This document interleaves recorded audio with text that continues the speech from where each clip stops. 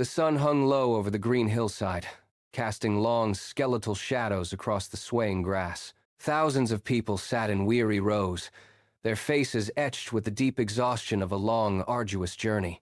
In the heavy silence, the only sound was the collective rumbling of empty stomachs. Jesus stood at the center of this vast gathering, his eyes quietly scanning the sea of tired souls.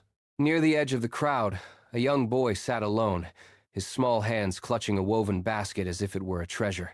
Inside the basket lay 5 barley loaves and 2 small dried fish. The boy's fingers trembled against the rough, sun-baked edges of the bread. He looked at the thousands of hungry people, then down at his meager supply. It felt like nothing against such a great need.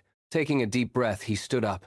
His feet crunched on the dry, thirsty earth as he approached the center. "This is all I have," the boy whispered, holding the basket out with both hands. Jesus looked directly at him with a warm, knowing smile. Jesus took the basket and raised the food toward the open sky. He bowed his head, his lips moving in a quiet, sacred blessing. Suddenly, the air grew still, as if nature itself were holding its breath. Jesus broke a piece of bread and handed it back to the boy. As the boy turned to the nearest family, something impossible happened.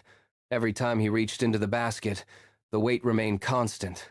It never felt empty. He began to run between the rows, his arms overflowing with warm bread and salted fish.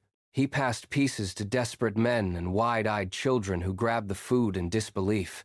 The earlier groans of hunger were replaced by the rhythmic sound of chewing and the joyful murmurs of a satisfied multitude. As the sun finally dipped below the horizon, the crowd began to disperse, their steps lighter and their spirits renewed. The boy stood in the now empty space, watching the last figures disappear into the twilight. He looked down at his small hands, then at the golden scraps remaining in his basket. A profound realization settled over him.